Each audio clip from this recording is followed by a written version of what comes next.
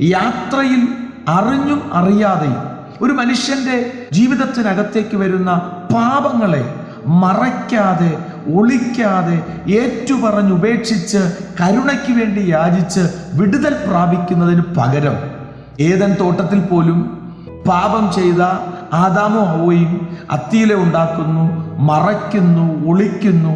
പ്രിയരെ, ഈ സന്ദേശം കേൾക്കുമ്പോൾ പലതും ഒളിച്ചു വെച്ച് നിത്യത നഷ്ടപ്പെടുത്തി കളയാതെ ദാവീദിന്റെ ജീവിതത്തിനകത്ത് ദാവീദ് ഏറ്റുപറഞ്ഞ് ഉപേക്ഷിച്ച് കരുണ പ്രാപിച്ച് അനുഗ്രഹിക്കപ്പെട്ട ഒരു ദൈവ പൈതലായതുപോലെ നമുക്കും ജീവിതത്തിനകത്ത് നമ്മുടെ അനുഭവങ്ങളിലൊക്കെ വരുന്ന ചിലത് അറിഞ്ഞും അറിയാതെയും വരുന്നു, ചിലത് വിട്ടുകളയേണ്ടത് വിട്ടുകളഞ്ഞ് നിത്യതയ്ക്ക് വേണ്ടി ഒരുങ്ങി ഒളിച്ചു വയ്ക്കാതെ, മറച്ചു വയ്ക്കാതെ, ഉപേക്ഷിക്കേണ്ടത് ഉപേക്ഷിച്ച് ദൈവസന്നിധിയിൽ വിശ്വസ്തയോടെ സഞ്ചരിപ്പാൻ ദൈവം കൃപ ചെയ്യട്ടെ. വിശ്വസിക്കുക, പ്രാർത്ഥിക്കുക.